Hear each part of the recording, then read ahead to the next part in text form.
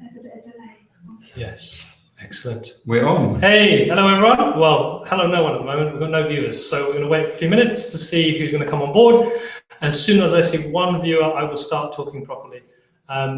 We are at the moment in our studio here in sunny Brighton, and we are going to be talking about, well, answering your questions, and we have a lovely Google Doc of weird and wonderful questions to go through. And hopefully you can ask some questions as we go along if you're on Hangouts. If not, there's the Google Doc that's still going. We'll see if we can get to your questions. There are quite a few on there, so apologies if we don't get to them. We still have no viewers as I can see it, so I'd rather not get into the questions too far. We want to do an intro of ourselves as well to let you know, if you haven't been following us and don't know who we are, give you a feel for where we come from, why we're doing what we're doing, what is our mission and purpose is one of the things that we talk about at the homeschool itself. And then dive into your questions and try to answer them the best we can. I'll give it a few more minutes. I don't know if Laurence wants to say anything about what it's going to be like doing this. Yeah, that's the first time we've done an AMA, so it's going to be interesting. Yeah, so for those of you who don't know, we're the Happy Startup School, and we basically run events, online courses, and we built up a big global community in less than 2 years of being around. So like Carlos said, we're on a mission to essentially bring more happiness and purpose to business, and we do that through helping startups at the early stage build companies that have a bit more of a human side to them than just making money.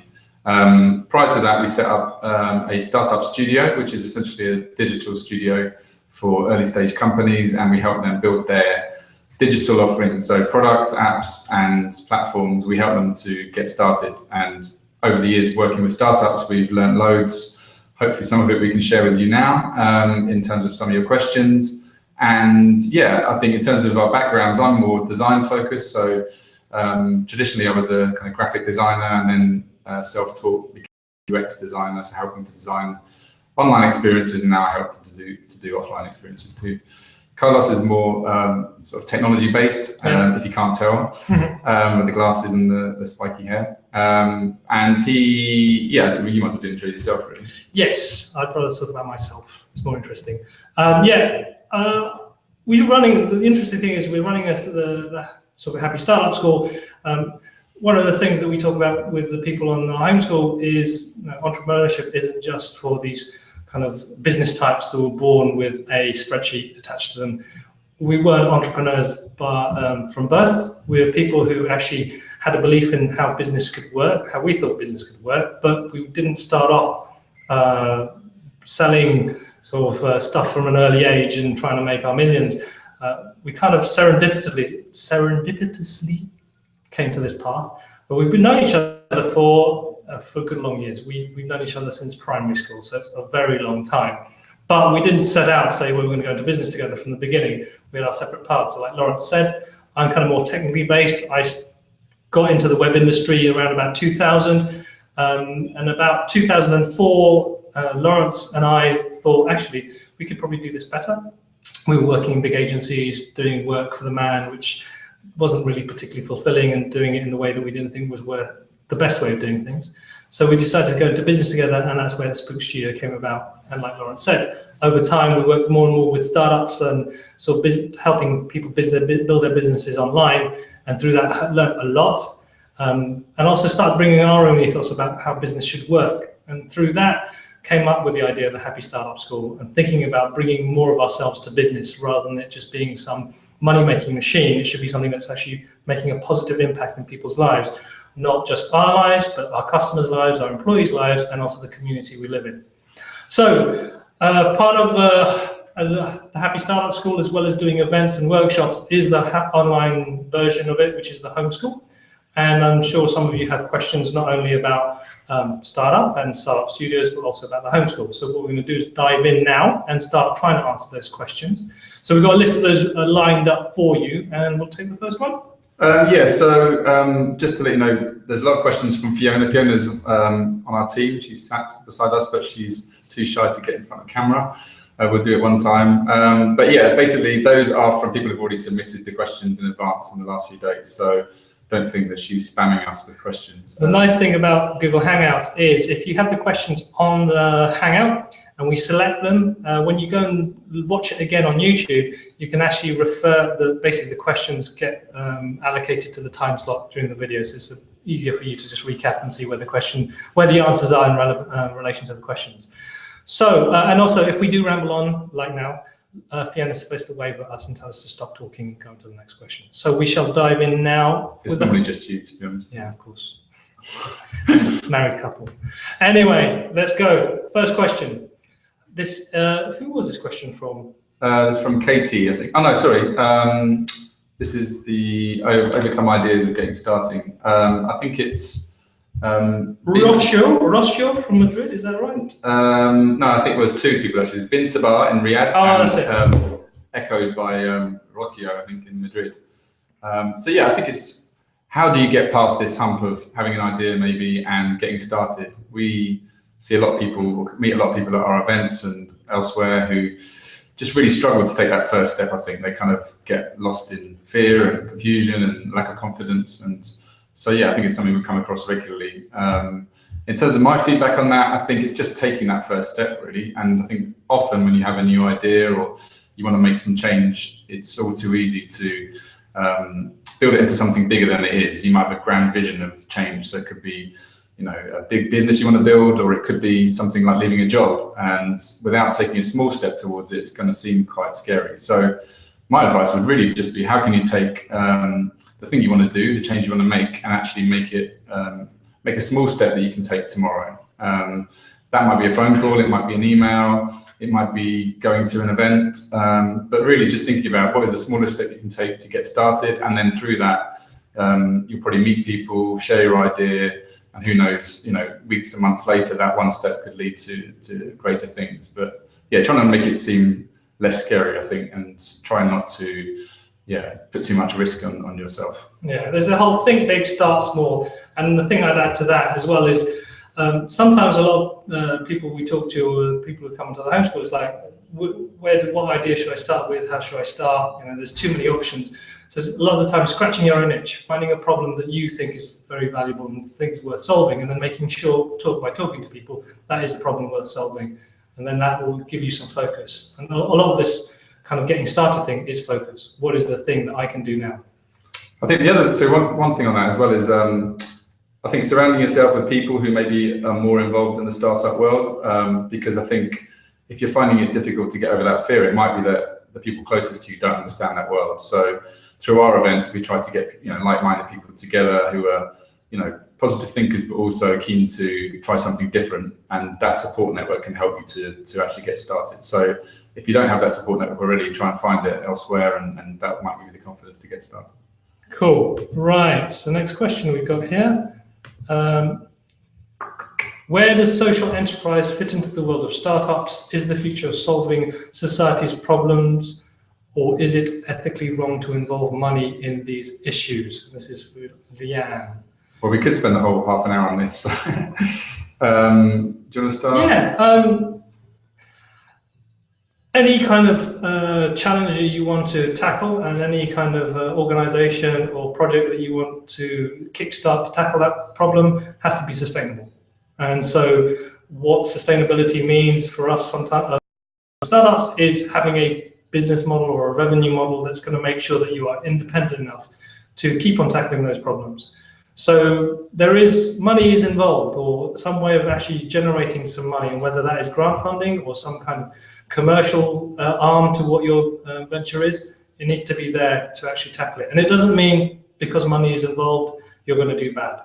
There's always ways of doing good, even while earning money at the same time. Yeah. So I think this is a battle we face, really, is people think this is tension, I suppose, between purpose and profits. It's like, which one do I choose? Do I go for the ethical route and become a charity or social enterprise, or do I be a hard-nosed business person and set up a company that's going to, you know, treat its customers and employees with contempt and be a traditional business? So where we come in is right in the middle. We don't think everyone should be a social enterprise. We think every business should have a purpose, and that could be a social purpose. It could be some other purpose, but ultimately it's trying to improve people's lives in some way. I think the danger of social enterprises is people kind of put themselves in that pigeonhole, I suppose, and then anyone else outside that can just behave differently. So I think what we're trying to push for is actually purpose as a route to profits. So rather than an alternative to how purpose can actually make you more profitable and more likely to succeed, and like Carlos said, make it more sustainable over the long run. And actually, I think there's this whole swell of movement towards more purpose in business, and customers and employees who want to work for companies that align to their values, looking for more than just a product or service. So I think having ethics at the heart of your company is actually going to put you in with a greater chance of succeeding in the long run. Cool. So that's from Leanne in Dundee. Thank you, Leanne. Excellent. Yeah, sorry, because this is the ones that people put in last. So where do we go? Yeah, actually, this has come up a few, so we'll do this one. So a few about prototyping their ideas. I think Josh from California says, what's the best way to prototype my product?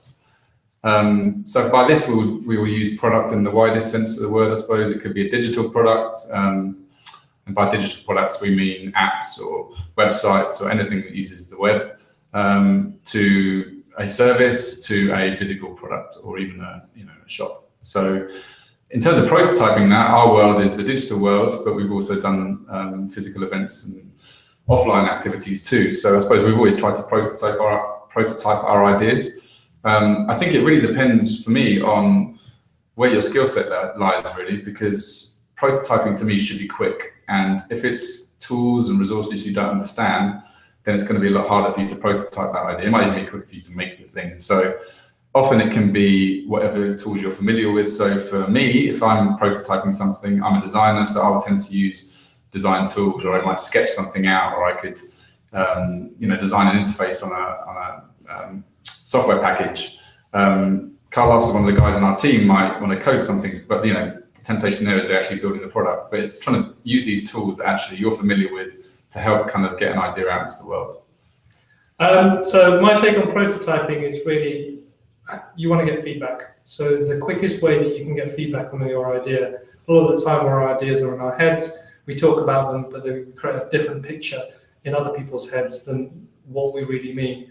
So pen and paper, whiteboard, for me is the best way to start prototyping an idea. You sketch it out, you draw it. It could be as simple as like a flow chart, but what that does is you have an artifact, something to discuss around, and then you go into more high fidelity things, which what Laurence is talking about, which more maybe designing something or building something that's out of cardboard and paper. But from the beginning, it's really about getting on the board so that they can feed back and make actually relevant feedback. Yeah, I think there's a few things in that really. One is trying to time box it, so setting yourself some parameters, whether it's an hour, a day. But I think by having that kind of deadline, you're going to work out what the best thing is to do within that time frame. The longer you give yourself, the less likely you are to find the quickest, dirtiest route to prototype. And yeah, I think it's also maybe doing it in collaboration with other people, and then by doing that, you might help to communicate the idea better. So I think one thing we've found is by prototyping, not only are you helping to test out the idea with other people, by prototyping, you're helping to understand the problem better. I think that's one thing we've really found working with startups is by thinking things through and creating something otherwise come across. So it's useful both externally, but also, if it's just one of you or your team to actually, consider all the options as you go through a process. And that's been valuable for us. I think this next question lends itself to being answered next, because it's sort of about prototyping. I think Ben asks, what different ways can you validate an idea? So we talked about this earlier. I mean, prototyping is assuming that you've got an idea for a prototype. If you're at the idea stage, you might want to think of different ways of validating an idea. You might not have an idea of what the solution might be. You just might have a problem that you want to solve. So one way you can do that is through research and in a more lean manner, rather than just lots of market research, looking at individual behavior and how you can learn from that. So things that people can do to help validate an idea are trying to test your assumptions. So understanding what's the riskiest assumption to your idea, what's going to stop it succeeding, how you can test that as quickly as possible. And often that's through conversations and interviews with your potential customers. So for me, that really comes down to an understanding of who are your potential customers, or if you don't know who they are, who do you think your customers are, and starting with a maybe a niche or a segment of people that you think feel the pain the most. So if you're trying to solve a problem, who feels that pain the most, and ultimately how do you access them so that you can start to uncover whether what's in your head is actually real in the outside world. Yeah, I think in terms of validating ideas, I look at breaking it down in terms of what is the job that needs to be done based on your idea, what is the problem you're trying to solve, and then with like Laurence was saying, the target people, how can you actually create this picture, an assumption of the person that you think would want to tackle that problem, and then going out in the world, talking to them, making sure, finding these people, these archetypes of people that you think exist, see if they are real, and if they're real, see if the picture you built of them is correct, and that will be part of validating whether there's actually a customer base for what you want to do, and whether the problems you're trying to tackle are the right problems. Yeah.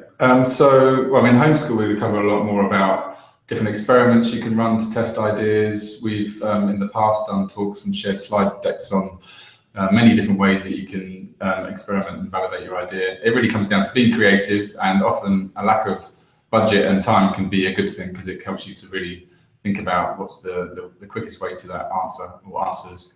Being systematic as well. It's very easy to get lost by going round and round in circles, trying to sort of chase down different problems. You want to make sure you kind of narrow down to what's the key problem and make sure you check off the list the things that you don't need to think about. Okay, so we have a question here from Krista in Canada. So Krista's asked, other than iterating on feedback, what techniques can I use to build things that people love? It's an interesting one. I think in terms of my thoughts on that really is you need a vision. So I think the trouble sometimes with customer feedback is people think they're going to get the answers from people, but often feedback can be quite diverse and not always give you the answers you want. It takes a lot of time to digest that and to really understand it. And ultimately, as an entrepreneur, you're going to need to make certain decisions, and those decisions need to come from your vision. So it's thinking about what vision do you want to bring into the world. And in terms of the love piece, I mean, again, we talk a bit about that in the first week of homeschool.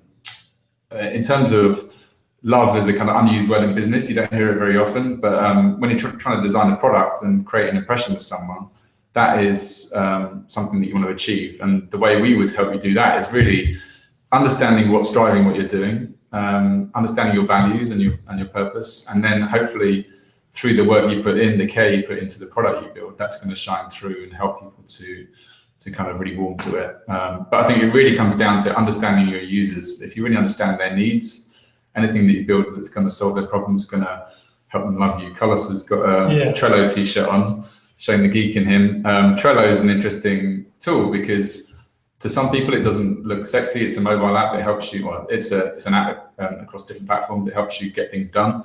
But the love comes from the ease of use and how it makes your life easier and better. And it could be smoother communication, it could be a faster process. But I think, love comes in different ways. It doesn't always isn't how great it looks, for example. Yeah, so I think one of the key things that I may have looked rude while I was looking at, I was trying to look for something on the web.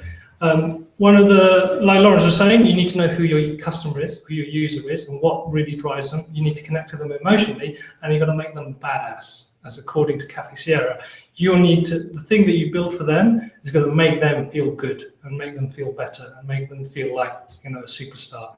And then they will love your product and they will talk about it. So user-centered kind of startups, and the products you build need to be really focused on what it is your users trying to do, and then they will love you.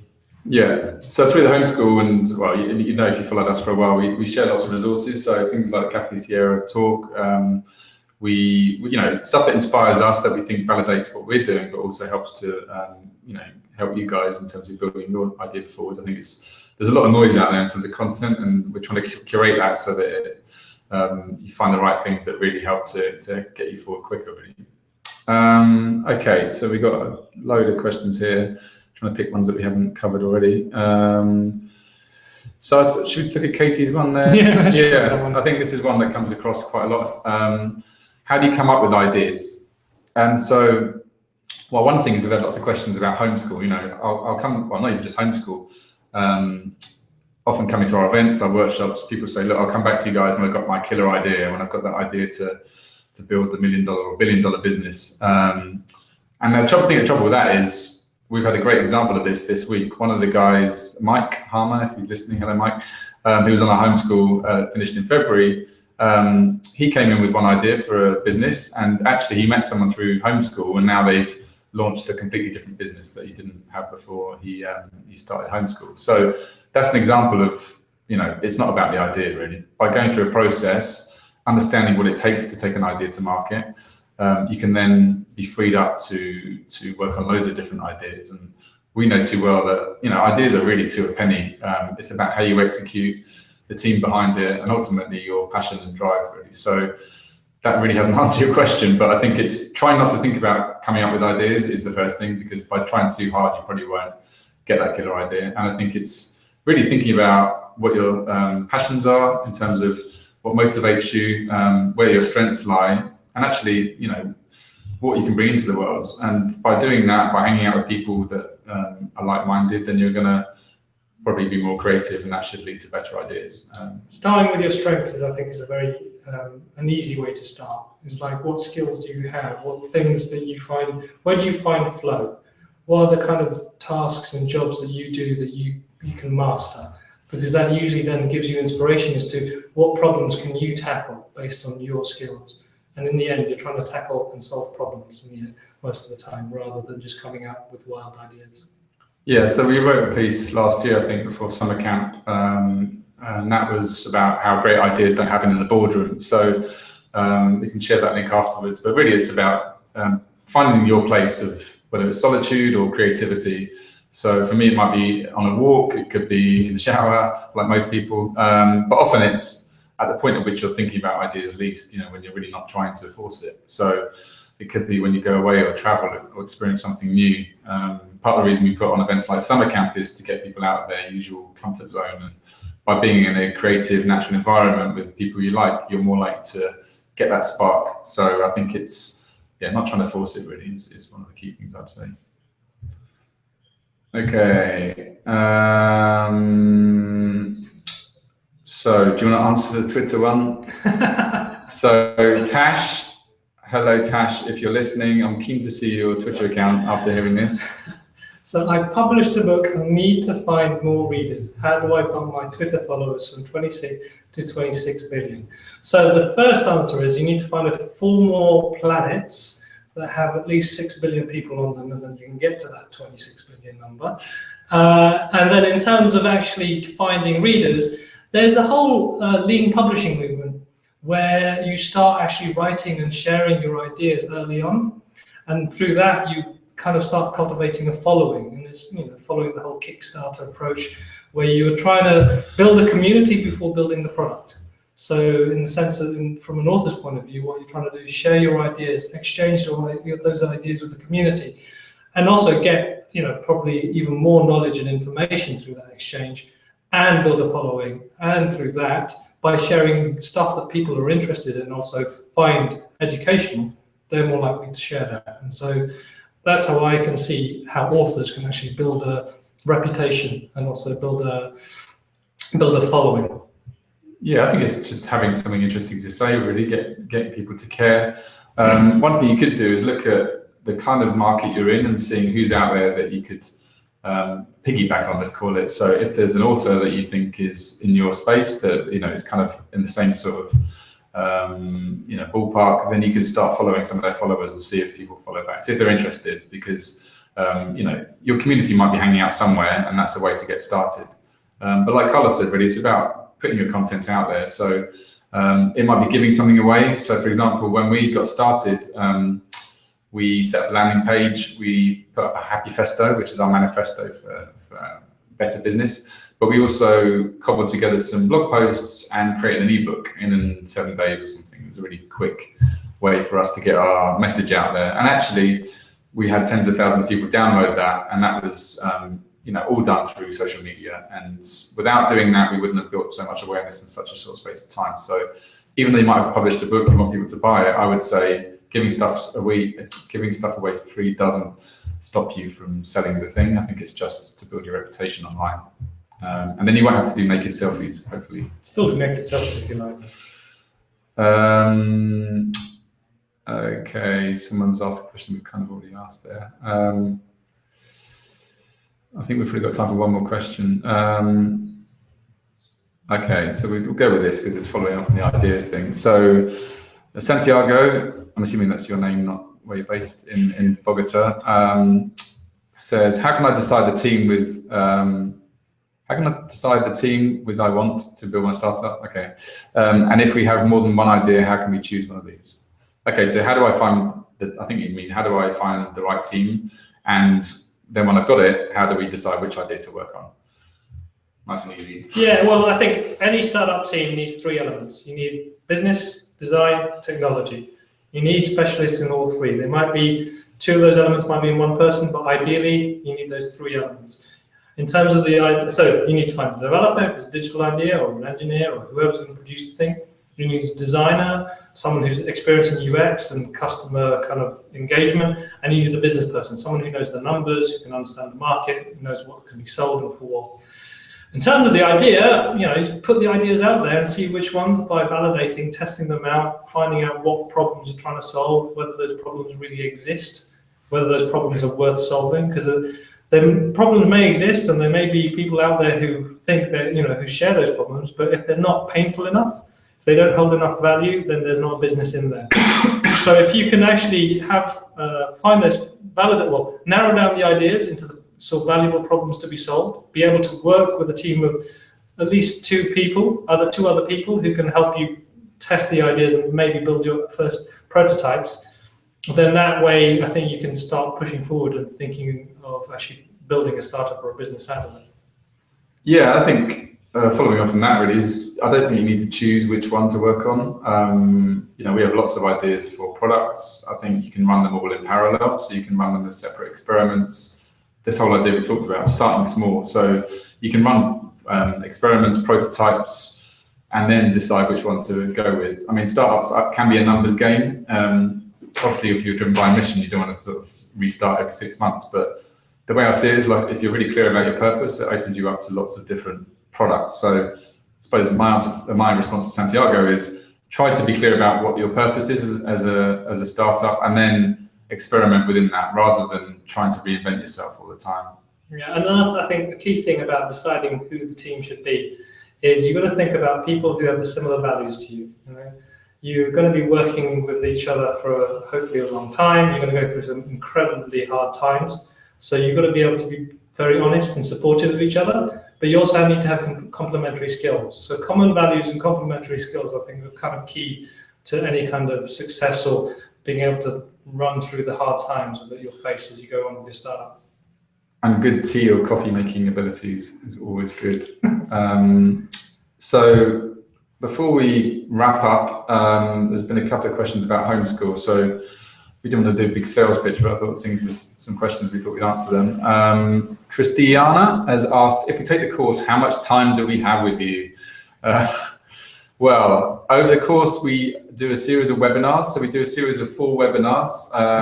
So at the beginning, there's the reading week. So we share lots of resources, give you some stuff to work on, get you sort of geared up for the course. Then we have 4 weeks where we have, 2 weeks, weeks 1 and 2, which are passion and purpose. Then we have a break. So kind of take stock, half term, because we found that people need more time for the challenges. And then the last 2 weeks are profits and people. And so there's 4 webinars, each one's an hour, but we end up doing probably about an hour and a half with questions. And we also free ourselves up for some office hours. So previously we've done kind of one-to-ones and some a buddying system. This time around we're looking at doing some group coaching calls, just because it gives people a better chance of making those. And we'll make those accessible to the community too. So there'll be a similar format to this, really. There'll be lots of questions that people have throughout the program. We'll record those, stick them on the Facebook group. And I mean, we're always dipping into, so that's the video side of things. There's loads of discussions on the Facebook group, and then we tend to dip in and out of those, answer questions, give feedback on people's progress. So yeah, I can't put a figure on time. And once the course is finished, the Facebook group will be open we usually keep it open for like 6 months. So you'll be able to get in touch with the community and get in touch with us. So in terms of FaceTime, they're the webinars. and the office hours, but then in terms of actual contact, you've got a good 6 months run of being able to ping us questions via Facebook or just ping questions to the community.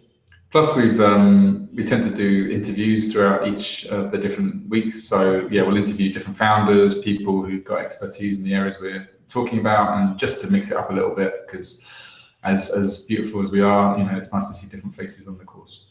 So yeah, in terms of this, it's been fun for us. Hope you enjoyed it. We might make these more regular if there's an appetite for them. In the short term, for those that have asked, the next homeschool starts on May the 4th.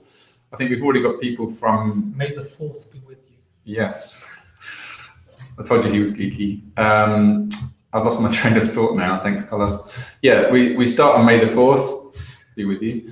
And yeah, it runs for 6 weeks. It's a part-time course, a minimum of a few hours a week, but some people have taken longer than the 6 weeks. So if you're busy, everything's recorded. Like I said, we've got almost people from almost 20 countries signed up just for this next one. We've already had 200 people go through this in the last few months, and this is our 3rd iteration. So we're quite excited by the next intake and where it's going to take us. And by the way, the next one we can't run till October because we're doing lots of events. So yeah, this is the last homeschool for 6 months. Yeah. And if any of you are on Twitter and you have an iPhone, download Periscope.